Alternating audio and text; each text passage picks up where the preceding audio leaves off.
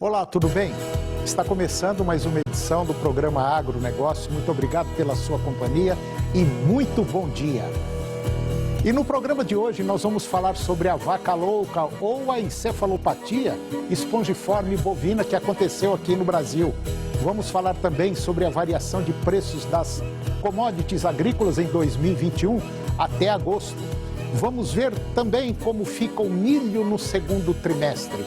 Você vai ver também a problemática do milho em São Paulo. E vamos falar sobre o Laninha.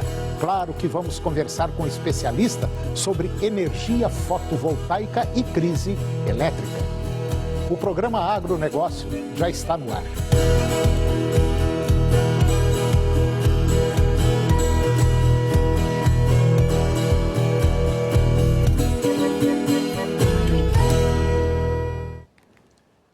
Eu começo o programa de hoje falando sobre a vaca louca, ou a encefalopatia espongiforme bovina. No último sábado, no dia 4, a Secretaria de Defesa Agropecuária do Ministério da Agricultura e Abastecimento confirmou 2 casos de encefalopatia espongiforme bovina, conhecida como o mal da vaca louca. E aconteceu em frigoríficos de Nova Canaã do Norte, lá no Mato Grosso, e também de Belo Horizonte. A confirmação ela foi feita pelo Laboratório de Referência da Organização Mundial de Saúde Animal, OIE, em Alberta, no Canadá. Os casos foram detectados durante a inspeção realizada antes do abate dos animais. Os registros representam o 4º e o 5º caso de EBB, ou encefalia espongiforme bovina. São casos atípicos em mais de 23 anos de vigilância sanitária para essa doença. E de acordo com a Secretaria de Defesa Agropecuária, o Brasil nunca registrou a ocorrência da EBB clássica.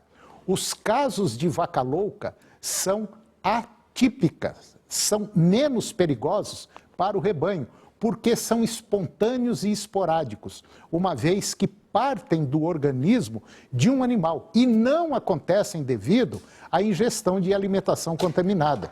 Esse tipo de doença costuma acometer o gado em idade avançada. Já a vaca louca clássica se manifesta após a ingestão de alimentos contaminados, como proteína animal, e afeta o rebanho mais jovem.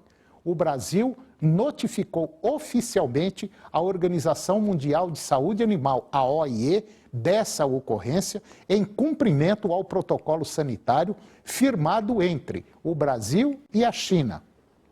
As exportações de carne bovina ficam suspensas temporariamente. A medida que passou a valer a partir do último sábado, dia 4, e ficará em vigor até que as autoridades chinesas concluam a avaliação das informações já repassadas sobre os casos. Agora, recentemente, a OIE, Organização Internacional de Epizootias, já deu o caso por encerrado e as negociações com a China já retornaram. Agora é só esperar alguns dias para que tudo volte ao normal. E agora eu vou conversar com Luiz Antônio de Brito. Luiz Antônio é especialista em commodities da Cerrado Corretora e nós vamos falar sobre vários temas importantes. Luiz Antônio, mais uma vez, obrigado pela sua presença. Muito bom dia. Tá tudo bem? Bom dia, Toninho. Tudo bem? É um prazer estar aqui com você novamente. Luiz, vamos falar um pouquinho sobre variação de preços de commodities agrícolas. Agora no ano 2001, até o mês passado, agosto, como é que foi esse mercado? Como é que ficou? Bem, Antônio, nós temos aí um estudo de variação de preço de janeiro até o final de agosto, onde nós fizemos um levantamento das commodities que mais se destacaram nessa questão de preço, e nós observamos que nesse período, Antônio, já do início de janeiro para cá, o bezerro foi o que mais agregou valor até o final do mês de agosto. Nós tivemos aí uma valorização do bezerro em real, em valores reais em percentuais, 18%, né? Isso levando em consideração as cotações do CPEA do bezerro para Campo Grande, do Mato Grosso do Sul. E em segundo lugar nós tivemos aí o milho, né? O milho veio em segundo lugar com uma variação de 16%, com ganho no período até o final de agosto. O milho, a cotação Campinas também. Mas é bom falar para você, Toninho, que o milho teve esse ganho de 16%, mas no mês de agosto foi a commodity que mais perdeu. Ela perdeu 7,5% em agosto, senão esses 16% seria até um percentual maior em relação às outras commodities. E o boi gordo, para você comparar, enquanto o bezerro teve um ganho de quase 18%, o boi gordo ficou com 15% em relação ao ganho nesse mesmo período. E em último lugar, aí veio a soja com ganho real de 8%, né? Isso aí mostrou a variação dessas commodities nesse período, os ganhos que foram gerados aí mostram uma oscilação muito grande, principalmente quando você olha a linha do milho, né? Que o milho vem buscando ali uma situação e depois da expectativa de importação de milho do Paraguai e da Argentina, e também quando nós batemos no teto de preço, onde nós tivemos um sufocamento do comprador, também houve um recuo aí na questão dos preços. Então, mais uma vez, o bezerro continua sendo o maior ganhador nesse período até o vilão, né? É o vilão ou o ganhador, dependendo da posição de cada um. É né? verdade. E, na verdade, isso atrapalha muito, você sabe, a questão da reposição, né? Sim, também. claro. E, ao mesmo tempo, a gente tem essa variação aí. Foram os produtos que tiveram mais ganho, Antônio. Então, mostra como é que está o mercado nessas 4 commodities aí. E o milho, como é que vai ficar o milho agora? Antônio, o milho é o seguinte, o milho a gente projetava aí que mesmo com a seca, com a geada, os problemas que nós tivemos aí do produtor não querendo vender, o produtor está numa situação confortável de capitalização, mas nós tivemos contratos aí de produtores que estão sendo entregues e a gente acredita que o milho vai se assentar aí na casa dos seus R$ 82, R$ 85 aqui em Goiás, até o final do ano, porque nós já temos algumas situações de traders que estão invertendo a posição, não exportando, mas trazendo esse milho para dentro do Brasil, e algumas compras aí balizando o preço de milho argentino ou milho paraguaio no porto, que dá uma referência. E o sistema do milho na questão da bolsa está muito especulativo, com muitos fundos comprados na posição comprados de milho, fizeram com que o milho também subisse bastante, com várias notícias aí de mercado. Luiz, nós tivemos um baita de um problema agora do pessoal que fez o barter, né? Que fez a troca do cereal, tanto soja quanto milho, por produto para poder plantar a safra. E nós tivemos aí uma frustração muito grande, principalmente do milho. E como é que fica agora esses riscos aí, essa inadimplência de contratos? Antônio, o barter, né, na verdade, ele é uma troca, né, que você acabou de falar, a troca do produtor vai numa empresa e troca por insumos, né, sementes, defensivos, e faz essa operação através de um contrato e com a CPR com garantia real ou não. E esses produtos aí subiram demais no curto espaço de tempo. E o produtor, o comprador e o produtor precisam se precaver contra essas oscilações tão curtas assim. Hoje nós temos no ambiente da Bolsa, no sistema da BBM, da Bolsa Brasileira de Mercadorias, um ambiente de registro de contratos, onde você pode registrar esses contratos, tanto os contratos a termos quanto os contratos de CPR, para que sejam, qualquer controvérsia seja analisada por uma junta arbitral e isso tenha uma certa agilidade e uma maior transparência nas negociações de fechamento dos contratos. Nós tivemos operações, Antônio, de produtores que fecharam contratos de milho a R$40 e tiveram que entregar numa situação que esse milho estava 90, 92, né? Lá atrás, quando ele fechou por 40, ele já tinha uns custos mais ou menos planejados. Só que agora, como ele entregou a 42, ele está entrando no mercado a 90, e é onde nós temos os defensivos também, que subiram bastante, os adubos, né?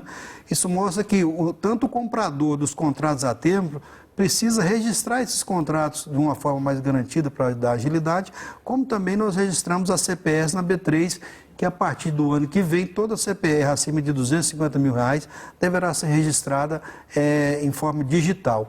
E esses contratos, essas oscilações que você me perguntou aí dos preços, realmente trazem muito problema para o mercado. Por quê?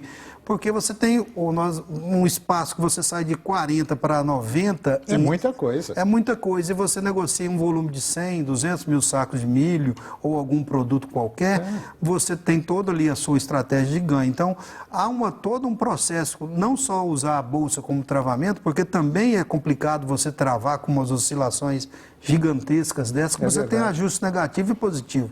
Então, na verdade, a forma de você garantir esses contratos de barter é você registrar e acompanhar todo o procedimento e a lavoura das pessoas que estão envolvidas nesse processo. Luiz, como é que fica o PIB aqui da América Latina?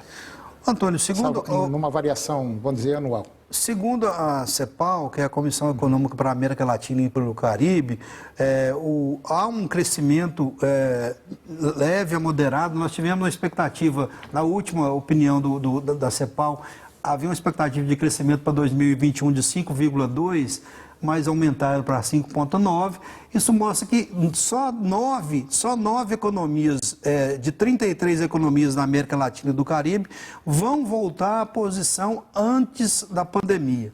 O Brasil, houve uma queda no ano mais trágico, que foi menos 4,1%. Há uma projeção de crescimento de 5,2%, que foi reajustada agora. Mas quando você olha o 2022, nós temos uma situação um pouquinho mais desconfortável de crescimento de 2,2%, né? Então o Brasil vai ter um problema ainda para enfrentar com a pandemia, com a variante Delta.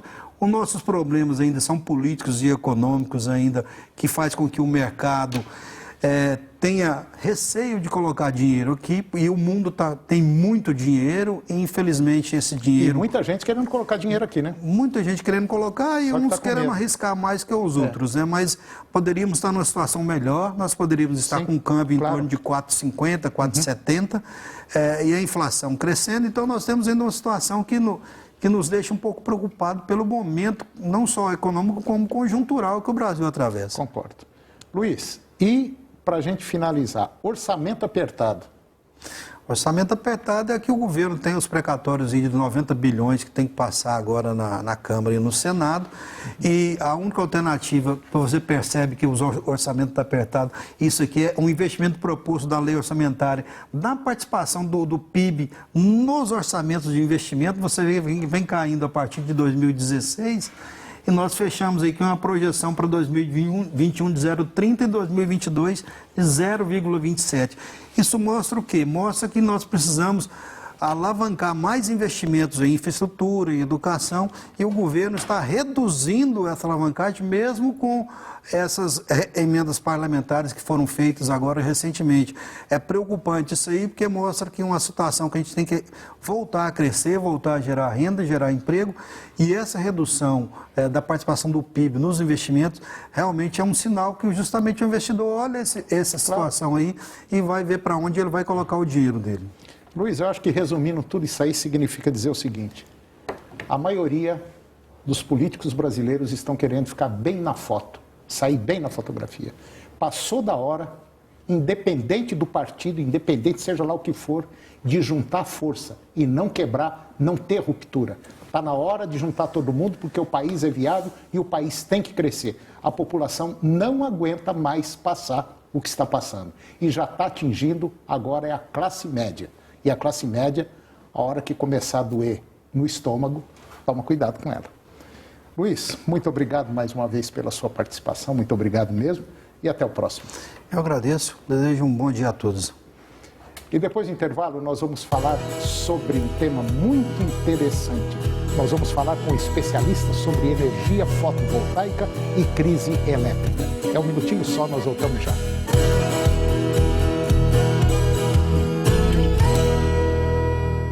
A promoção Sequência de Ouro 99,5 FM vai presentear um ouvinte com R$4.000 em compras de supermercado. São muitos carrinhos lotados de produtos comemorando 25 anos de grandes promoções da sua rádio. Participe e concorra ao sorteio de R$4.000 em compras de supermercado na promoção Sequência de Ouro 99,5 FM. 25 anos ao seu lado. A gente ouve porque gosta. Oferecimento: a maior cobertura 4G do Brasil. Rede TIM. Pode contar. A Xerife Top Jeans tem kit promoção. Na Xerife Oficial, 5 camisetas por R$ 99,00. Eu falei 5 camisetas, R$ 99,00. Na Xerife Oficial, 2 calças por R$ 99,00. Eu disse 2 calças, R$ 99,00. Só na Xerife Top Jeans. Quando você investe no Sicredi, você ajuda a movimentar a economia da sua região. E o seu investimento gera empregos e prosperidade. Mais do que isso, gera educação, programas sociais e desenvolvimento. Venha para o Sicredi e conte com um atendimento próximo, um amplo portfólio e a segurança de uma instituição com mais de 115 anos. Invista no Sicredi. Aqui, seu investimento rende mais do que dinheiro. Você sabe identificar a violência contra a mulher na política? Quando uma parlamentar não está segura, nem mesmo no plenário. Quando o apoio do partido nunca vem. Quando somos julgadas e atacadas pela nossa imagem. Chega, é hora de ocupar o nosso lugar. Mais mulheres na política sem violência de gênero. A gente pode, o Brasil precisa. Você precisa de tratamento odontológico? A rede de clínicas Zodonto Mais Dentistas é o lugar certo. Corpo clínico especializado atuando em todas as áreas da odontologia para transformar o seu sorriso. Novas tecnologias em aparelho ortodôntico, implante dentário, próteses, entre outros tratamentos. Temos unidades em Goiânia, Aparecida de Goiânia, Catalão e Anápolis. Odonto Mais Dentistas, fazendo mais pelo seu sorriso. Acesse nossas redes sociais. Ser mãe de um bebê é também conhecer um amor incondicional. É ter sono leve, pálpebras pesadas. É amamentar, cuidar, preocupar, suspirar. E depois de tudo isso, mesmo durante a pandemia, ainda ajudar outras mães com bebês prematuros em UTIs neonatais e que precisam de leite materno para se recuperar. Esse agradecimento é para você que doa esperança. Se você pode, doe leite materno. Qualquer quantidade doada faz toda a diferença. Esse é o programa lendário da televisão brasileira que te dá a chance de ganhar R$1 milhão. Fora que o Portiolli ainda te ajuda. Eu vou pular essa. Por quê? Você tem universitários, placas, cartas e também os 3 pulos que você pode usar quando não souber. E mesmo assim, dá um nervoso na gente. Hoje, 11h15 da noite. Vamos lá que tá bom. No Show do Milhão PicPay. Será que alguém vai ganhar?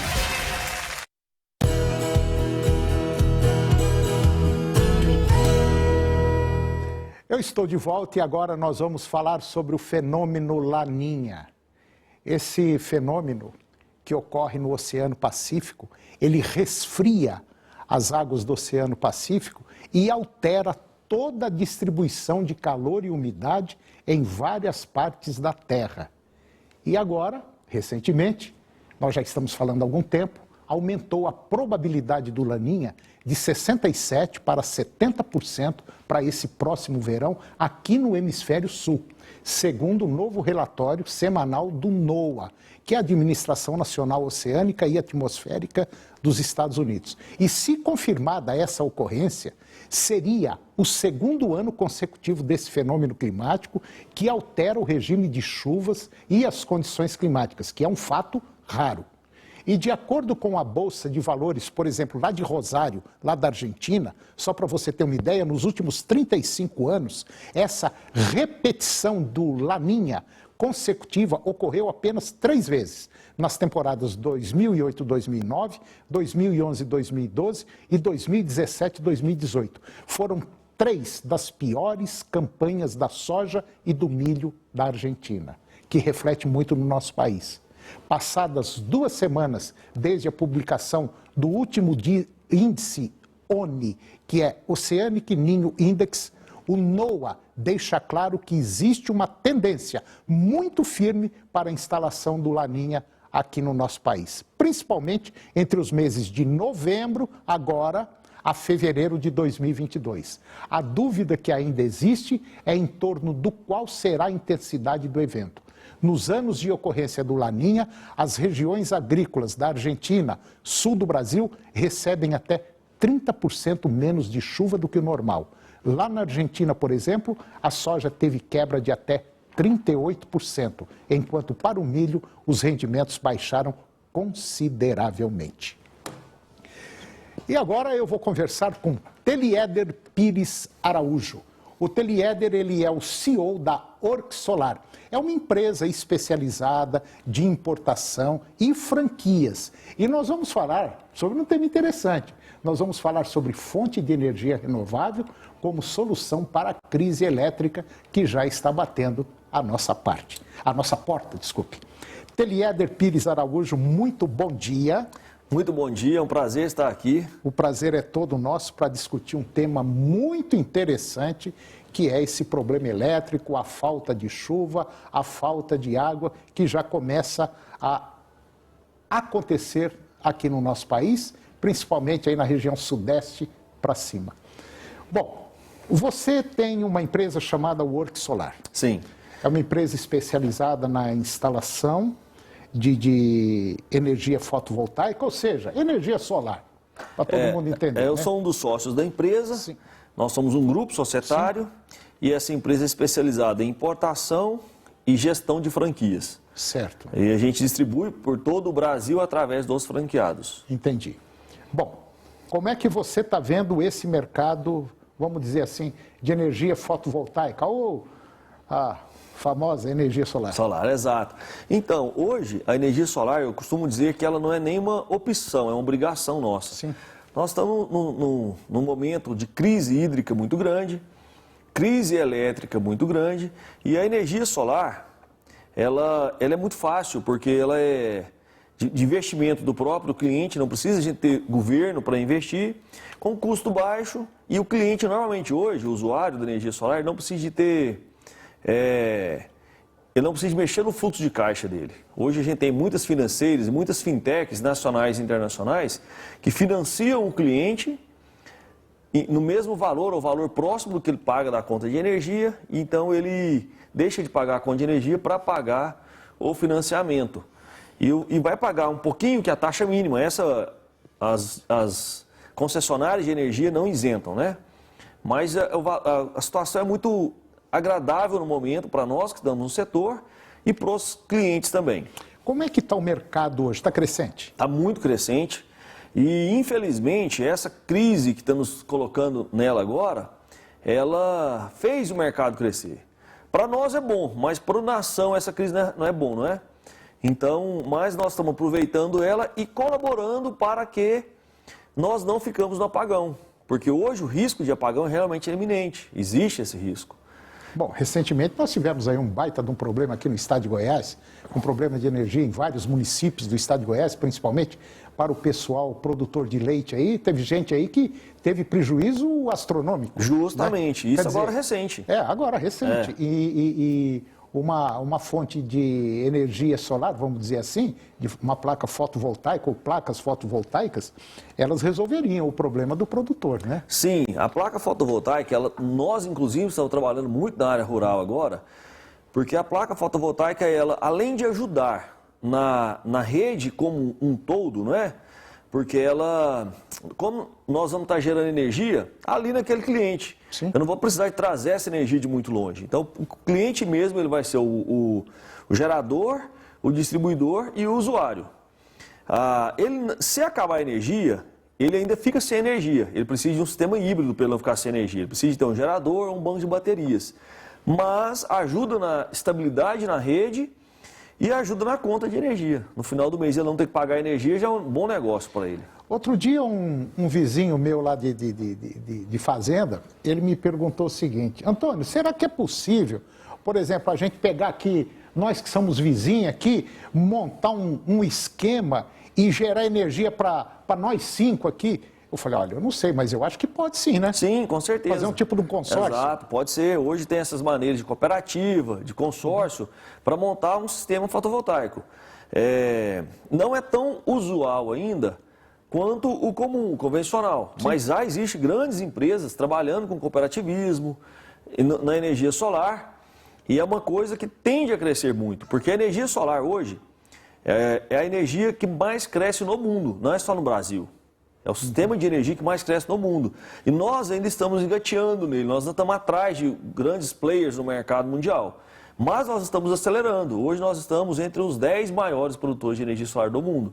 E chegamos nisso muito rapidamente. Bom, Telieder, me diga uma coisa. É claro que dependendo da quantidade de placas que eu coloco na minha propriedade, é a quantidade de energia que vai me atender na minha propriedade. Certo. Mas vocês fazem um levantamento, as empresas especializadas nisso fazem um levantamento da propriedade para saber, olha, o que você usa? Não, eu tenho ordenhadeira, eu tenho curral, eu tenho geladeira, eu tenho freezer, eu tenho aquilo. Às vezes tem até uma pequena indústria. Sim, a gente faz o dimensionamento.